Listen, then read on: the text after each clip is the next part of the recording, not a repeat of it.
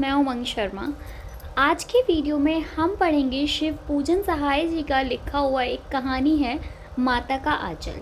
इसमें ये आपके टर्म 2 में आने वाला एक चैप्टर है। इस चैप्टर में माता और बच्चे मतलब माता पिता और एक छोटे बालक के बीच में जो स्नेह होता है, जो लगाव होता है, बच्चे बचपन में कैसी कैसी क्रियाएं करते हैं जिनसे माता पिता उनको देख के प्रसन्न हो रहे होते हैं, उस सब के बारे में बताया गया है। मैं आपको एक चीज़ और बता दूं, टर्म 2 में आने वाले और जितने भी इससे पहले वाले चैप्टर हैं वो ऑलरेडी मैं अपलोड कर चुकी हूँ। मैंने उनकी प्लेलिस्ट बना दिया, आप वो देखो, अच्छे से समझो। कोई भी डाउट है, आपको कोई चीज़ है समझ नहीं आ रही है, तो आप मुझे कमेंट करके बता सकते हो। इन कहानियों में या तो आपको 2 लाइन देकर उनकी व्याख्या पूछ सकते हैं अपनी भाषा में, या फिर आपसे कुछ क्वेश्चंस पूछे जाएंगे। तो उन प्रश्नों के जो आपको उत्तर देने होंगे वो भी आज हम इस वीडियो में डिस्कस करेंगे लास्ट में, कि किस तरीके के प्रश्न आपसे पेपर में पूछे जा सकते हैं। शुरू करते हैं। इस कहानी में लेखक ने माता पिता के वात्सल्य, दुलार व प्रेम, अपने बचपन, ग्रामीण जीवन और ग्रामीण बच्चों द्वारा खेले जाने वाले विभिन्न खेलों का बड़े सुंदर तरीके से वर्णन किया है। साथ में बात बात पर ग्रामीणों द्वारा बोली जाने वाली लोकोक्तियों का भी कहानी में बड़े खूबसूरत तरीके से इस्तेमाल किया गया है। यह कहानी मातृ प्रेम का अनूठा उदाहरण है। यह कहानी हमें बताती है कि नन्हे बच्चे की सारी दुनिया खुशियाँ, सुरक्षा और शांति की अनुभूति उन्हें माता के आंचल में ही मिलती है। छोटा बच्चा कहीं भी खुद को सेफ फील नहीं करता। उसको लगता है कि अगर वो मम्मी के पास है, कोई भी उसको ज़रा सा डांटता है तो वो सबसे पहले अपनी माँ के पास जाता है। कोई भी उसको चोट लगती है तो वो मम्मी का नाम लेकर रोता है। तो बच्चा सबसे ज़्यादा सेफ जो फील करता है वो अपनी माँ के पास करता है। शिव पूजन सहाय के बचपन का नाम तारकेश्वर था, मगर घर में उन्हें भोलानाथ कहकर पुकारा जाता था। भोलानाथ अपने पिता को बाबूजी और माता को मैया कहते थे। बचपन में भोलानाथ का अधिकतर समय पिता के सानिध्य में ही गुजरता था। वो अपने पिता के साथ ही सोते, उनके साथ ही सुबह जल्दी उठकर स्नान करते और पिता के साथ ही भगवान की पूजा अर्चना करते थे। मैं इसको बहुत ज़्यादा समझा नहीं रही हूँ, क्योंकि मुझे लगता है कि बहुत ही साधारण और बहुत ही मतलब सिंपल शब्दों में है, तो इसको बहुत ज़्यादा समझाने की ज़रूरत नहीं है। फिर भी आपको कुछ दिक्कत हो तो आप बताइएगा। वो अपने बाबूजी के साथ से अपने माथे पर तिलक लगाकर खूब खुश होते थे। जब भी भोलानाथ के पिताजी रामायण का पाठ करते, तब भोलानाथ उनके बगल में बैठकर अपने चेहरे का प्रतिबिंब आईने में देखकर खूब खुश होते। पर जैसे ही उनके बाबूजी की नज़र उन पर पड़ती, वो थोड़ा सा शर्माकर, थोड़ा मुस्कुराकर आईना नीचे रख देते और उनकी इस बात पर उनके पिता भी मुस्कुरा उठते। आप जानते हैं कि जब छोटा बच्चे के लिए कोई स्पेशल दिन होता है, जैसे उसका जन्मदिन होता है, जब वो सुंदर लगता है, उसको लगता है कि आज मेरे लिए बहुत स्पेशल दिन है, तो वो क्या करता है, बार बार खुद को निहारता है। तो ऐसे ही जब वो माथे पर तिलक लगवाते हैं उसके बाद वो खुद को बार बार आईने में देखते हैं। पूजा अर्चना करने के बाद भोलानाथ राम नाम लिखी कागज़ की पर्चियों में छोटी छोटी आटे की गोलियां रखकर अपने बाबूजी के कंधे में बैठकर गंगा जी के पास जाते थे और फिर उन आटे की गोलियों को मछलियों को खिला देते थे।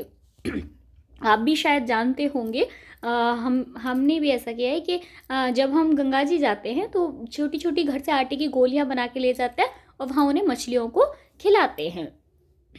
उसके बाद वो अपने बाबूजी के साथ घर पर आकर खाना खाते। भोलानाथ की माँ उन्हें अनेक पक्षियों के नाम से निवाले बनाकर बड़े प्यार से खिलाती। भोलानाथ की माँ भोलानाथ को बहुत लाड प्यार करती। वह कभी उन्हें अपनी बाहों में भरकर खूब प्यार करती, तो कभी उन्हें ज़बरदस्ती पकड़कर उनके उनके सर पे सरसों के तेल की मालिश करती। होता है ना ऐसा, जब बच्चा खाना नहीं खाता और माँ उनके पीछे पीछे दौड़ती हैं, तो उन्हें हमेशा कहती है कि एक एक निवाला उन्हें पक्षियों का देती हैं और कहती हैं कि ये चिड़िया ने खाया, आप तोते ने खाया। तो वैसे ही बता रहे हैं कि उनकी माँ उनको ऐसे ही खाना खिलाती थी। उस वक्त भोलानाथ बहुत छोटे थे, इसलिए वह बात बात पर रोने लगते। इस पर बाबूजी भोलानाथ की माँ से नाराज़ हो जाते, लेकिन भोलानाथ की माँ उनके बालों को अच्छे से संवार कर उनकी एक अच्छी सी गूंथ बनाकर उनमें फूलदार लड्डू लगा देती हैं और साथ में भोलानाथ को रंगीन कुर्ता टोपी पहनाकर उन्हें कन्हैया जैसा बना देती हैं। जब भी किसी छोटे बालक को बालक की सुंदरता का वर्णन करना होता है तो सबसे ज़्यादा एक अच्छा उदाहरण जो है वो है कान्हा जी, कन्हैया जी। तो वही कह रहे हैं कि माँ बच्चे को सुंदर बना देती हैं और उन्हें कन्हैया जैसा तैयार कर देती। भोलानाथ अपने हम उम्र दोस्तों के साथ खूब मौज मस्ती और तमाशे करते। इन तमाशों में तरह तरह के नाटक शामिल होते। कभी चबूतरे का एक कोना ही उनका नाटक का घर बन जाता, तो कभी बाबूजी की नहाने वाली चौकी पर रंगमंच बन जाता। होता है ना, छोटे बच्चे ऐसे ही खेलते हैं कि घर में एक कोना बना लेते हैं। अब तो खैर बच्चे आजकल ऑनलाइन गेमिंग्स वगैरह का ज़माना है, पहले बच्चे ऐसे ही खेलते थे कि एक कोना बन गया, ये मेरा घर बन जाएगा। फिर जो जो जिस चौकी पर बैठकर नहाते हैं उसको मतलब बोल रहे हैं कि वही उनका रंगमंच होता है, स्टेज, वही उनकी स्टेज बन जाती। और उसी रंगमंच पर सरकंडे के खंभों पर कागज़ की चांदनी बनाकर उनके मिट्टी या अन्य चीज़ों से बनी मिठाइयों की दुकान लग जाती, जिसमें लड्डू, बताशे, जलेबियाँ आदि सजाकर रखे जाते। और फिर जस्ते के छोटे छोटे टुकड़ों से बने पैसों में बच्चे उन मिठाइयों को खरीदने का नाटक करते थे। ऐसे ही खेला जाता है मतलब असली की तो लड्डू, बताशे, जलेबियाँ नहीं होती, मिठाइयाँ नहीं होती, तो वही कभी कागज़ की बना लेते, कभी मिट्टी की बना लेते, और कागज़ से बने हुए नकली नोटों से बच्चे उन्हें देते। और एक जना कोई होता था जो कि दुकानदार का भूमिका निभा रहा होता था और वो उससे सामान खरीद लेता था। भोलानाथ के बाबूजी भी कभी कभी वहाँ से खरीद कर लेते थे। कभी होता है ना कि बच्चे खेल रहे हैं तो बड़े भी उनके खेल में शामिल होते हैं और मतलब वो भी ऐसे दिखाते हैं कि हाँ ठीक है चलो हम भी तुमसे सामान खरीदेंगे, वैसा। ऐसे ही नाटक में कभी घरौंदा बना दिया जाता था जिसमें घर की पूरी सामग्री रखी हुई नजर आती थी। तो कभी कभी बच्चे बारात का भी जुलूस निकालते थे जिसमें तंबूरा और शहनाई भी बजाई जाती थी। होता है ना, गांव में होता है बच्चों ऐसा, आप लोग जो बच्चे गांव से टच रखते होंगे उनको पता होगा कि कभी कभी ऐसा करते हैं वो लोग कि सब लोग खुशियां मनाने के लिए एक छोटा सा नाटक करते हैं जिसमें कि ये होगा कि चलो ठीक है सब लोग अपने अपने घर से थोड़ा खाना लेकर आएंगे, जिसमें असली का खाना होता है, जिस खाने को हम खाते हैं। शहनाई बजती है, पूरे गांव में बारात निकाली जाती है। ये एक खेल होते हैं गांव में, क्योंकि गांव में क्या है, ऑनलाइन गेमिंग तो नहीं थी पहले, है ना। तो वो दुल्हन को विदा भी कर दिया जाता था। कभी कभी बाबूजी दुल्हन का घूंघट उठाकर देखते तो सब बच्चे हंसते हुए वहाँ से भाग जाते। बाबूजी भी बच्चों के खेल में भाग लेकर उनका आनंद उठाते। बाबूजी बच्चों से कुश्ती में जानबूझकर हार जाते। बस इसी हंसी खुशी में भोलेनाथ का पूरा बचपन मजे से बीत रहा था। एक दिन की बात है, सारे बच्चे आम के बाग में खेल रहे थे, तभी बड़ी जोर से आंधी आई। बादलों में पूरा आकाश ढक गया और देखते ही देखते खूब जमकर बारिश होने लगी। काफ़ी देर बाद बारिश बंद हुई तो बाग के आसपास बिच्छू निकल आए, जिन्हें देखकर सारे बच्चे डर के मारे भागने लगे। संयोगवश रास्ते में उन्हें मूसन तिवारी मिल गए। कोई एक पर्सन को, मतलब किसी व्यक्ति का नाम बताया जा रहा है कि वो वहाँ मिले। भोलानाथ के एक दोस्त जिसका नाम है बैजू ने उन्हें चढ़ा दिया था। फिर क्या था, बैजू की देखा देखी सारे बच्चे मूसन तिवारी के चिढ़ाने लगे। मूसन तिवारी ने सभी बच्चों को वहाँ से खदेड़ा और सीधे पाठशाला चले गए। पाठशाला में उनकी शिकायत गुरुजी से कर दी गई। गुरुजी ने सभी बच्चों को स्कूल में पकड़ लाने का आदेश दिया। सभी को पकड़कर स्कूल में पहुंचा गया। दोस्तों के साथ भोलानाथ को भी जमकर मार पड़ी। क्या हुआ, जब वहाँ पे बहुत सारे बारिश हुई, बारिश में क्या है, बहुत सारे मतलब आंधी तूफान आया, तूफान में बहुत सारे कीड़े मकोड़े निकल आए। तभी वहाँ पे उनका कोई दोस्त था बैजू की मुलाकात एक मूसन तिवारी कोई हैं उनसे हुई और उन्होंने सारे बच्चों को लेकर जब वो स्कूल पहुँचे तो स्कूल में क्या हुआ कि सारे बच्चों को बहुत ज़्यादा डांटा जा रहा है। जो उनके टीचर्स हैं वो बहुत गुस्सा हो रहे हैं, क्योंकि आपको नुकसान भी पहुंचा सकते थे, बिच्छू आपको नुकसान भी पहुंचा सकता था। जब बाबूजी तक यह बात पहुंची तो वो दौड़े दौड़े पाठशाला आए। जैसे ही भोलानाथ ने अपने बाबूजी को देखा, वह दौड़कर बाबूजी की गोद में चढ़ गए और रोते रोते बाबूजी का कंधा अपने आंसुओं से भिगो दिया। गुरुजी की मान मिनती कर बाबूजी भोलानाथ को घर ले आए। पहले ऐसा नहीं होता था कि मम्मी पापा अगर घर से आए हैं तो बच्चों को छोड़ दिया जाएगा, नहीं, पेरेंट्स को रिक्वेस्ट करनी पड़ती थी कि आप बच्चे को जाने दें, तब वो अपने बच्चे को लेकर आप बीच में, मतलब स्कूल अभी ख़त्म नहीं हुआ था, पाठशाला अभी चल रही थी और बाबूजी उन्हें घर पर ले आए। भोलानाथ काफ़ी देर तक बाबूजी की गोद में ही रोते रहे, लेकिन जैसे ही रास्ते में उन्होंने अपनी मित्र मंडली को देखा तो रोना भूलकर मित्र मंडली में शामिल हो गए। मित्र मंडली उस समय चिड़िया को पकड़ने की कोशिश कर रही थी। भोलानाथ भी चिड़िया को पकड़ने की कोशिश करने लगे। चिड़िया को उनके हाथ नहीं आई, पर उन्होंने एक चूहे के बिल में पानी डालना शुरू कर दिया। ऐसा होता है ना, बच्चों को कोशिश कुछ और कर रहे हैं, जब वो बहुत देर तक नहीं हो पाता है तो किसी और चीज़ में, ऐसे ही वो क्या कर रहे हैं, जैसी चिड़िया के पास वो पहुंचते हैं तो चिड़िया क्या है, उड़ जाती है। तो अब वो क्या कर रहे हैं, चिड़िया को तो उन्होंने छोड़ दिया वहाँ से, तो उनका ध्यान हट गया। एक चूहे का बिल है जिसमें उन्होंने पानी डालना शुरू कर दिया है। उस बिल में चूहा तो नहीं निकला, लेकिन सांप ज़रूर निकला है। चूहे के बिलों में सांप रहते हैं। सांप को देखते ही सारे बच्चे डर के भागने लगे। भोलानाथ भी डर के मारे भागे और गिरते पड़ते जैसे तैसे घर पहुंचे। सामने बाबूजी बैठकर हुक्का पी रहे थे, लेकिन भोलानाथ जो भी अधिकतर समय अपने बाबूजी के साथ बिताते थे, उस समय बाबूजी के पास न जाकर सीधे अपनी माँ की गोद में जाके छिप गए। वो हमेशा क्या अपने पिता के पास रहते थे, लेकिन आज वो अपनी माता के पास गए, जबकि वो बहुत ज़्यादा डरे हुए थे। डर से कांपते हुए भोलानाथ को देखकर माँ घबरा गई। माँ ने भोलानाथ के जख्मों को धूल को साफ कर उसमें हल्दी का लेप लगाया। डरे और घबराए हुए भोलानाथ को उस पर पिता के मजबूत बाहों के सहारे व दुलार की बजाय अपनी माँ का आंचल ज़्यादा सुरक्षित और महफूज लगने लगा। आप समझ रहे हैं ना, मतलब जो कि पूरी स्टोरी में ऊपर तक ये बताया गया था कि वो अपने पिता का पास सबसे ज़्यादा रहते थे, सारा समय उनके पास व्यतीत करते थे। लेकिन अभी क्या है, जब वो बहुत ज़्यादा डरे हुए हैं तो उन्हें पिता की जो बाजुएं हैं, मतलब जो पिता की जो गोद है, उससे ज़्यादा महफूज अपनी माँ का आंचल लग रहा था। तो कहानी बहुत ही साधारण है। अब देखते हैं किस तरीके के प्रश्न आपसे पूछे जा सकते हैं। प्रस्तुत पाठ के आधार पर यह कहा जा सकता है कि बच्चे का अपने पिता से अधिक जुड़ाव था, फिर भी विपदा के समय वह पिता के पास न जाकर माँ की शरण लेता है। आपकी समझ से इसकी क्या वजह हो सकती है? देखिए बच्चों, आप ऐसे क्वेश्चंस के जो आंसर्स होते हैं ना, वो हर बच्चा अपने अपने हिसाब से लिखता है, ठीक है। तो आप अपने हिसाब से लिख सकते हैं, जो मुझे ठीक लगा वो मैंने लिखा।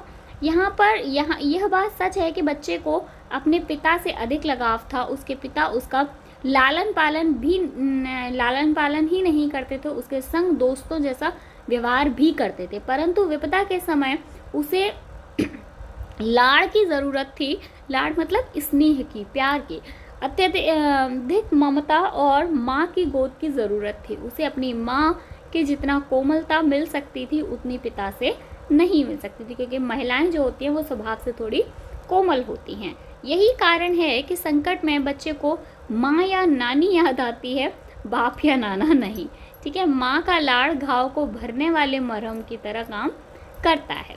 दूसरा प्रश्न, आपके विचार में भोलानाथ अपने साथियों को देखकर सिसकना क्यों भूल जाता है?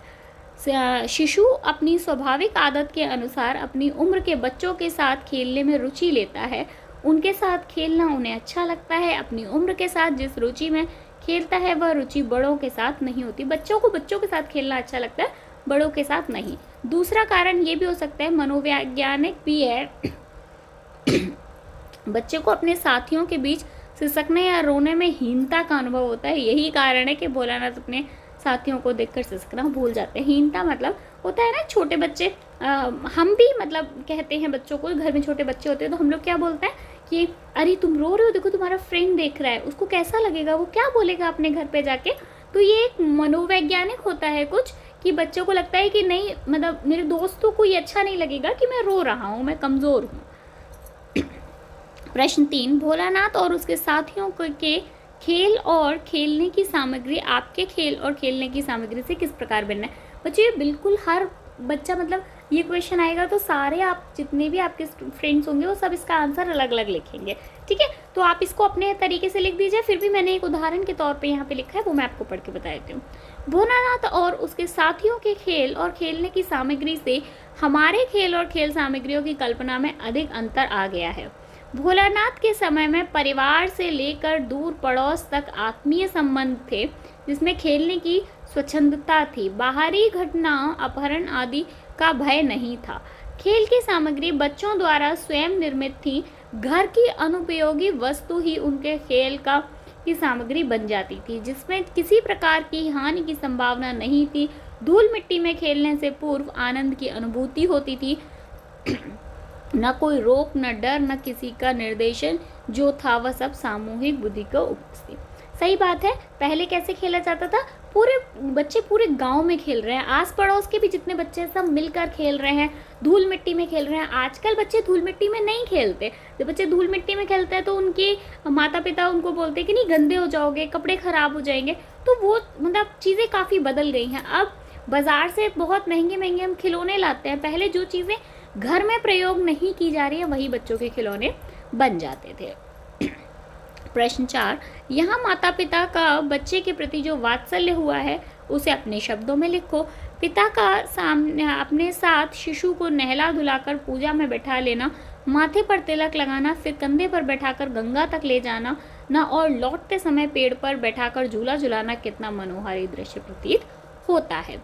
माता का आंचल शीर्षक की उपयुक्तता बताते हुए कोई अन्य शीर्षक सुझाइए। बच्चों हाँ, मैं एक चीज़ बता दूँ आपको, ये जो प्रश्न नंबर 5 है, इस तरीके के प्रश्न आजकल बहुत पूछे जाते हैं कि हमने इसका टाइटल जो है, मतलब जो शीर्षक है वो ये रखा है।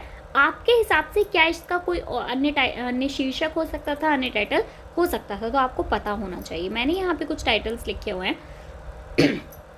इस पाठ के लिए माता का आंचल शीर्षक उपयुक्त नहीं है। इसमें लेखक के शैशव की 3 विशेषताओं का वर्णन किया है। बच्चे का पिता के साथ लगाव, ये भी हो सकता है। शैशव की मस्त क्रीड़ाएं, शैशव मतलब बचपन की मस्त क्रीड़ाएं भी हो सकता है। माँ का वात्सल्य भी हो सकता है। माँ का आंचल, इन तीनों में से केवल अंतिम को ही व्यक्त करता है। इसमें केवल माँ का आंचल या माँ का वात्सल्य को ही करता है, अतः यह एकाकी और अधूरा शीर्षक है। मेरा शैशव कोई लौटा दे मेरे रस भरे दिन, मतलब मेरा जो बचपन था, जो सुंदर बचपन था जिससे मैं खेलता था, वो कोई मेरे दिन लौटा दे। बच्चों, मैं उम्मीद कर रही हूँ कि आपको ये चैप्टर समझ आया होगा। मैंने पूरी कोशिश की आपको अच्छे से समझाने की। इसके बाद भी अगर आपको कोई डाउट रह जाता है, मैं केवल इस चैप्टर की बात नहीं कर रही हूँ, मैं 10th क्लास के सारे सब्जेक्ट्स की बात कर रही हूँ। अगर कोई भी ऐसा टॉपिक है जो कि आपको समझ नहीं आ रहा है, आप मुझे कमेंट करके बताओ, हम ज़रूर डिस्कस करेंगे। और एक लास्ट में एक छोटी सी रिक्वेस्ट और, बच्चों, अगर आपको वीडियोस पसंद आती है ना, तो आप प्लीज़ हमें बताओ कि आपको हमारा काम अच्छा लग रहा है। मतलब हमारे लिए, हमें भी तो मोटिवेशन चाहिए ना। मोटिवेशन का सिर्फ एक तरीका है, आपका सब्सक्राइब, आपका लाइक का बटन, आपका एक प्यारा सा कमेंट, दैट्स इट। मिलेंगे नेक्स्ट वीडियो में, तब तक के लिए bye bye. Thank you so much, all the best.